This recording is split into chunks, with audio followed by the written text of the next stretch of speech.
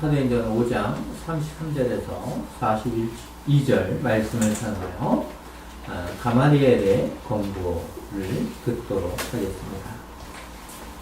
지브아인 교회는 하나님의 부르심을 받은 성도로 타고나거나 지혜가 있어서 하나님 나라의 시민권자가 된 것은 아닙니다. 내가 거룩해서 선택함을 받은 것이 아닙니다. 단지 하나님의 은혜로 택함을 받았고 거룩한 백성으로 부르심을 받은 것입니다. 이런 마음을 품으면서 하나님의 말씀을 들으십시오. 초대교회는 하나님의 말씀을 듣고자 하는 열심과 갈망이 있었습니다. 어떻게 하면 하나님의 말씀을 더 들을 수 있는가? 어떻게 하면 열심히 복음의 직임자로 생활할 수 있는지 기도와 찬송을 하면서 신앙생활을 하였던 것을 생각해 보십시오.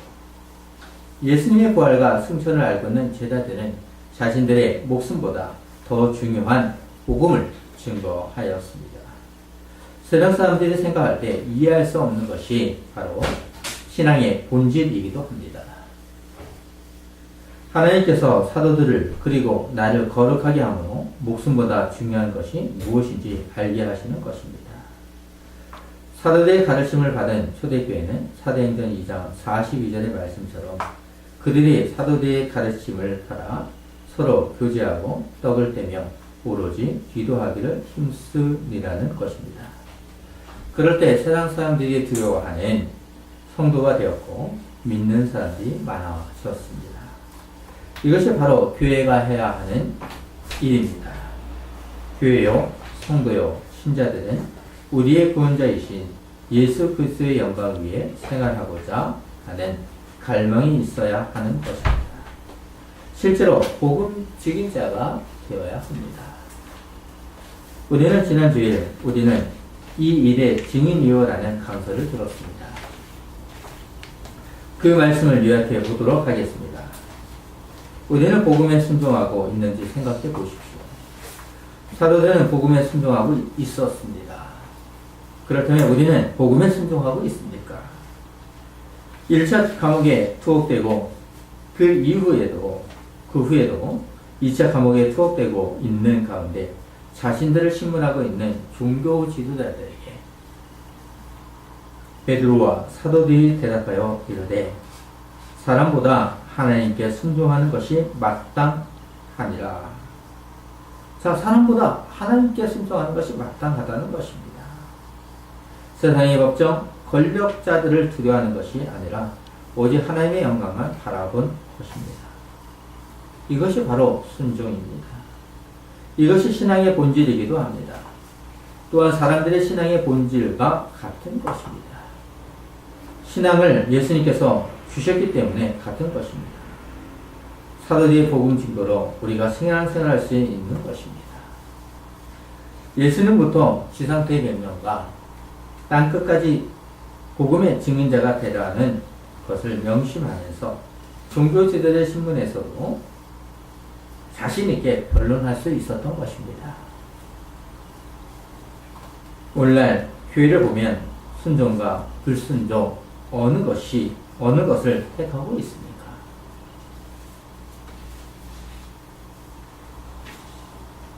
참으로 이 부분을 생각하면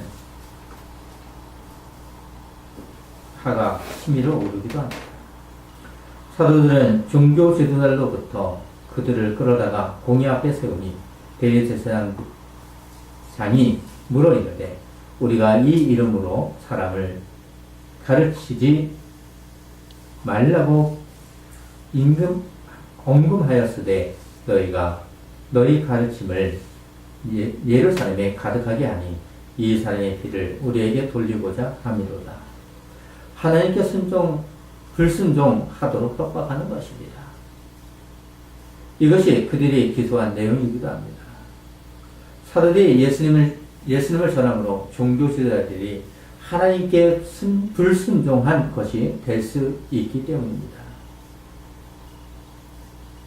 그리고 가장 중요한 것은 예수님의 피를 우리에게 돌리고자 하는 것입니다. 오직 자신들의 권력을 보호하고자 하는 것입니다. 바로 이것이 사람의 마음입니다. 우리도 우리 자신을 보호하고자 얼마나 애를 씁니까? 하나님의 이름을 전하기보다 자신의 생활을 위해서 얼마나 희생을 더 많이 하십니까? 오늘날에도 같은 모습이니 참으로 슬픈 현실입니다. 사도들은 종교 지도자로부터 신문을 당하고 사형을 당할 수 있는 가운데서도 사람보다 하나님께 순종하는 것이 마땅하니라는 것입니다. 이것이 신앙인입니다. 지팡이 교회도 이런 신앙의 유산을 상속받은 하나님의 거룩한 백성이라는 것을 명심하십시오. 사도들은 더 담대함으로 너희가 나무에 달아 죽인 예수를 우리 조상의 하나님이 살리시고 이스라엘에게 회개함과 제사함을 주시려고 그를 오른손으로 높이사 임금과 구주로 삼으셨느니라고 증거함으로 예수님이 누구신가를 알라는 것입니다. 그리고 우리는 믿는 하나님과 너희가 알고 있는 하나님을 같다는 것입니다. 하지만 종교 지도자들은 자신들의 권력을 위해 하나님을 왜곡시켰고 오늘날에도 하나님을 왜곡시키는 것은 하나님의 순종이 아니라 불순종입니다. 과거의 하나님이나 오늘날 하나님은 동일하십니다. 불순종하고 있다면 예수님께서 말씀하신 대로 회개해야 합니다. 이것이 바로 예수님께서 처음으로 말씀하신 말씀이기도 합니다. 이것이 자신의 목숨을 구원할 수 있는 유일한 길입니다. 회개는 교회가 할 수 있는 순결과 능력입니다. 사랑하는 성도님, 우리의 특권은 복음의 증인자라는 것입니다. 그것이 바로 교회가 가지고 있는 무기입니다.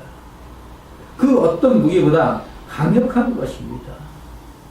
목숨보다 더 강력한 나의 몸과 부활을, 영혼을 구원하는 것입니다.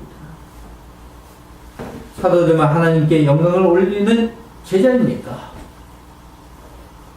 사도들이나 우리나 똑같은 하나님 나라의 시민권자입니다. 예수 그리스도의 증인입니다. 같은 하나님을 같은 고백을 하고 있습니다. 우리는 예수님께서 보여주신 성령을 소유한 백성이기 때문에 순종하는 것입니다. 그래서 사도들은 우리는 이 일의 증인이요 하나님이 우리에게 순종하는 사람들에게 주신 성령도 그러하니라 하더라고 하는 것입니다. 오늘은 지난주에 이어서 사례되는 공회에서 종교 지도자로부터 특히 가말리엘로부터 공고를 받습니다. 33절을 보시면 그들이 듣고 크게 노하여 사도들을 없이 하고자 할세 사도들을 죽이고자 하는 것입니다.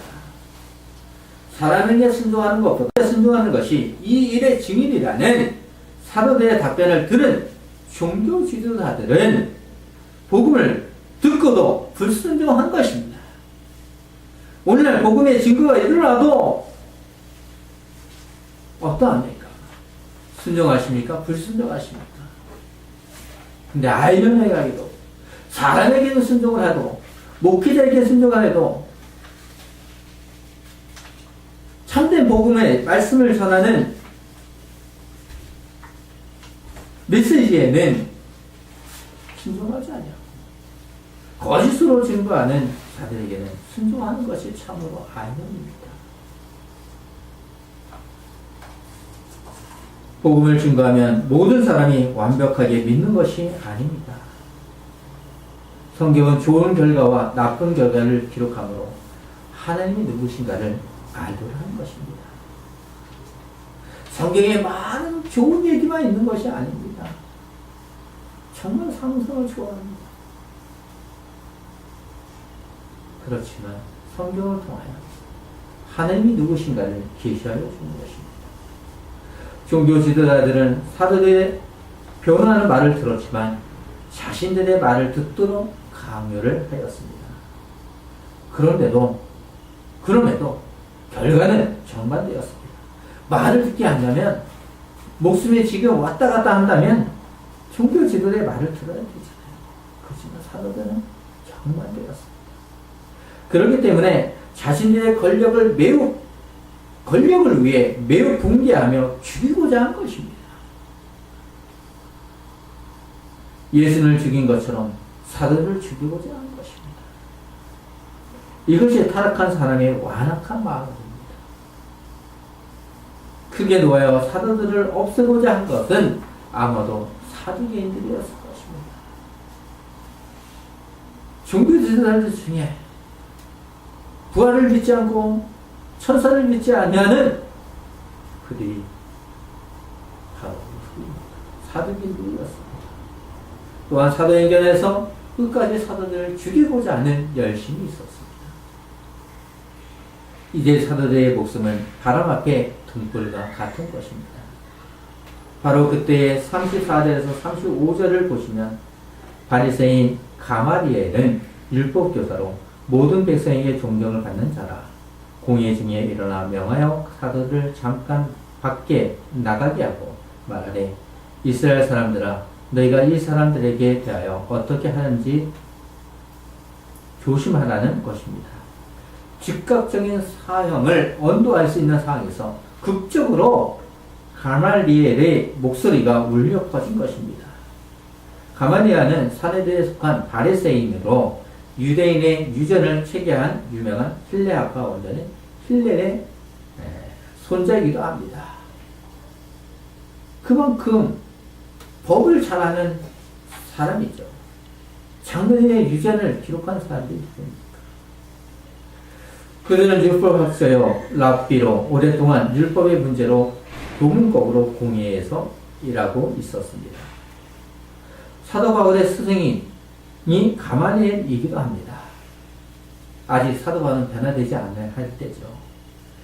전승에 의하면 가말리엘은 죽었을 때 사람들은 토라의 영광이 중단되었고 순결과 거룩이 죽었다고 말하였다는 것을 생각하면 유대인에게 큰 영향을 미쳤다고 할 수 있습니다.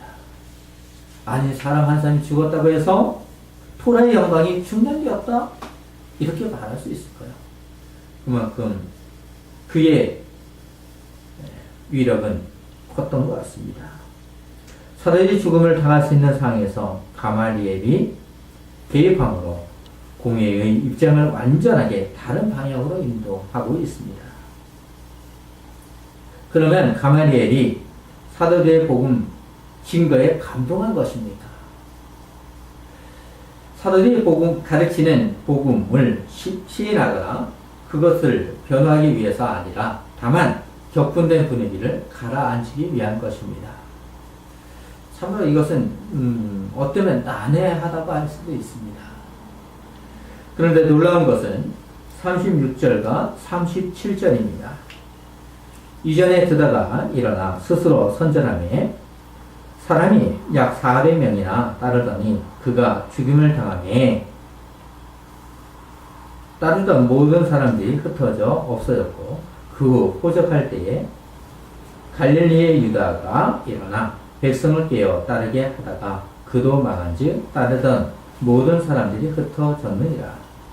가말리엘은 하나님이 도우시지 않는 운동은 언제나 무의로 돌아간다는 자신의 기본적인 논증을 위해 두 가지 예를 인용하고 있습니다. 두 가지 예는 모두 실패한 운동이라는 것이 특징이기도 합니다. 실패한 운동을 통하여 지금 생각하고 있는 일도 실패할 수 있으니 조심하라는 것입니다.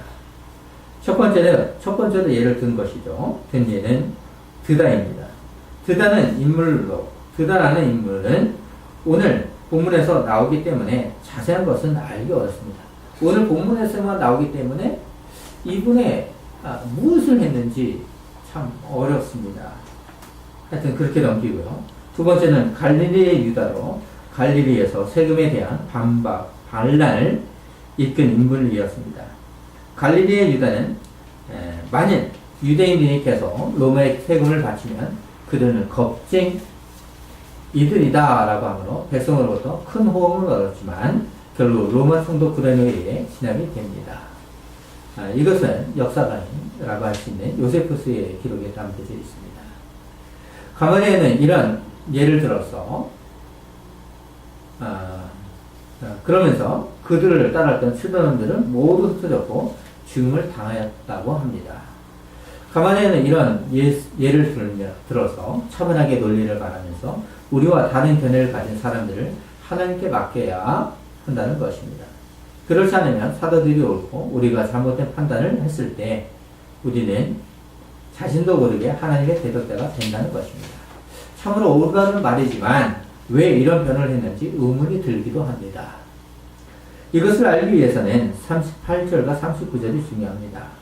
이제 내가 너에게 말하노니 이 사람들을 상관하지 말고 버려두라. 이 사람과 이 소행이 사람으로부터 났으면 무너질 것이요 만일 하나님께로부터 났으면 너희가 그들을 무너뜨릴 수 없겠고 도리어 하나님의 대적하는 자가 될까 하노라. 유대인은 하나님으로부터 났고 제자들의 사상과 행동은 사람으로부터 났다는 것입니다. 그러면 종교들에 속해 있는 유대교는 무너지지 않고 제자들의 사상과 행동은 무너진다는 것입니다. 이런 논증이죠. 이처럼 가말리엘의 권고는 설득력이 있다고 할 수 있습니다. 십자가에 못 박힌 예수님을 메시아라고 선포하고 재림을 기다린다는 제자들을 처벌하고 싶어도 공의에서는 죄를 찾을 수 없었습니다. 죄를 찾았다면 만약 예수님께서 하나님의 이름을 모욕했다는 신성 모독을 했다면 같은 방법으로 죽일 수 있겠지만 이것은 좀 예외적인 경우가 많이 있다는 거죠. 그래서 죄를 찾을 수 없다는 것입니다. 그래서 예수님의 제자들은 정신 나간 바보로 생각하면서 하나님의 심판을 맡길 수밖에 없었던 것입니다. 가말리엘은 사도를 생각할 때 이번 일도 두 가지 예처럼 대중운동으로 본 것입니다. 가말리엘은 자신의 지혜와 지식으로 즉 세상적인 생각을 한 것입니다. 지금까지 일어난 초대교회의 일들을 생각하면 하나님의 크신 일을 판단할 수 있었을 것입니다. 하지만 자신들의 권력을 위해 공의를 연 것은 하나님을 섬기는 것 같지만 하나님을 잘 섬기는 것 같지만 어떠합니까? 자신들을 위한 종교로 만들었던 것입니다. 오늘날 이런 사람이 많다는 것이 참 비극이기도 합니다. 가말리엘의 도움으로 사도들은 어떻게 되었습니까? 40절과 41절을 보시면 그들이 옳게 여겨 사도를 불러들여 채찍질하며 예수의 이름으로 말하는 것을 금하고 놓으니 사도들이 그 이름을 위하여 능력받는 일에 합당한 자로 여기심을 기뻐하면서 공의 앞을 떠나니라. 사도를 채찍함으로써 자신들의 명예에 따를 것을 강요한 것입니다. 자, 자신들의 명령, 그들의 명령은 무엇이었습니까? 더 이상 전하지 말라는 것이죠. 이전처럼 협박한 것이 아니라 어떻습니까? 육체의 손상을 가한 것입니다. 고린도전서 11장 24절을 보시면 유대인들에게 40에서 하나 감한매를 5번 맞음에 자, 이렇게 생각하면 당시 범법자들에게 주는 경고였습니다. 39대를 맞는 거죠. 사도 바울은 그때는 얼마나 많이 맞은 것입니까? 매를 맞다가 죽는 경우도 있었다고 합니다.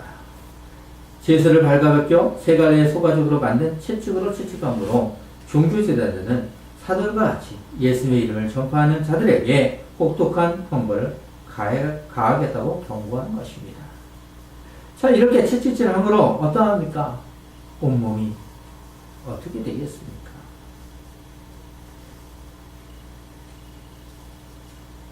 이것이 바로 고난 속에 복음이 증거되는 신비 중의 신비입니다. 이미 너희는 스스로 조심하라. 사람들이 너희를 공회에 넘겨주겠고 너희를 해당에서 매질하겠으며 나로 말미암아 너희가 권력자들과 임금 앞에 서리니 이는 그들에게 증거되려 합니다. 이것이 바로 예수님께서 말씀하신 것입니다. 이것을 생각하면 복음 증인자에게 따르는 것은 세상의 인생 영적과 같은 삶이 아니라 고난을 당함은 거의 필연적이라는 것입니다. 필연적인 고난은 나를 죽이는 것이 아니라 나를 살리는 하나님의 영광입니다. 과거 제 동기였던 소랑이 전사님이 있습니다. 독립운동가의 손녀이기도 하죠. 불의를 보면 못 찾는 성격이었습니다. 그렇지만 결국 수련회 중에 암에 걸렸다는 것을 알게 되고 자신이 살아왔던 모든 것을 되돌아보므로 어떠합니까? 오히려 그 암은 기쁨으로 하나님을 맞이하는 영광이 됩니다. 이처럼 어떤 사람에게는 그 고난이 자신을 세우는 것입니다. 예수 그리스도를 믿는다는 것은 고난이 온다는 것은 더욱 하나님 앞에 매달릴 수밖에 없습니다.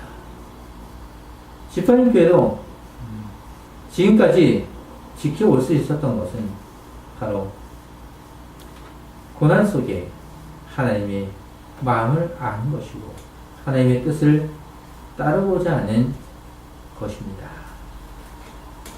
바로 이것이 하나님의 영광입니다.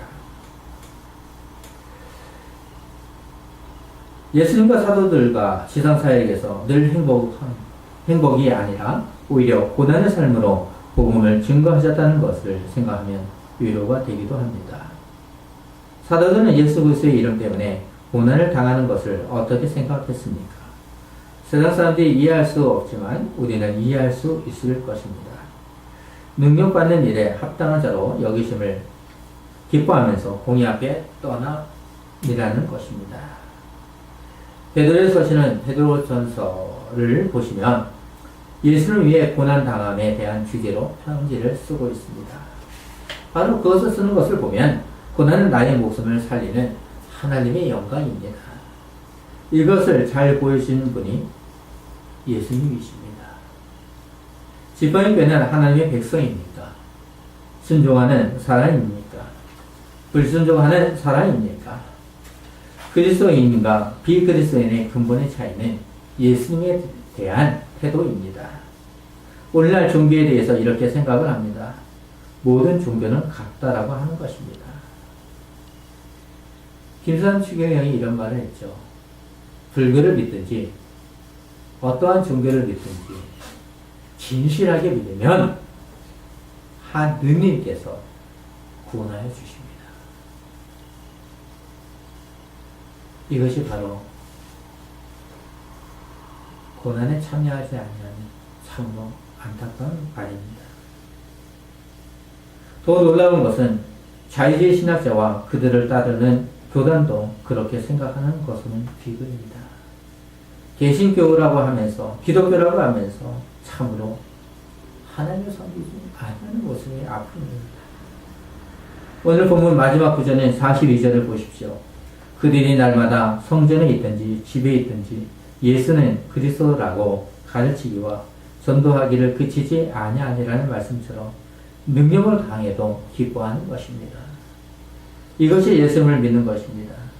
이러한 고난은 오히려 사도행전 6장 1절의 말씀처럼 그때의 제자가 더 많아졌는데 라고 기록하는 것을 보면 고난은 영광이라고 할 수 있습니다.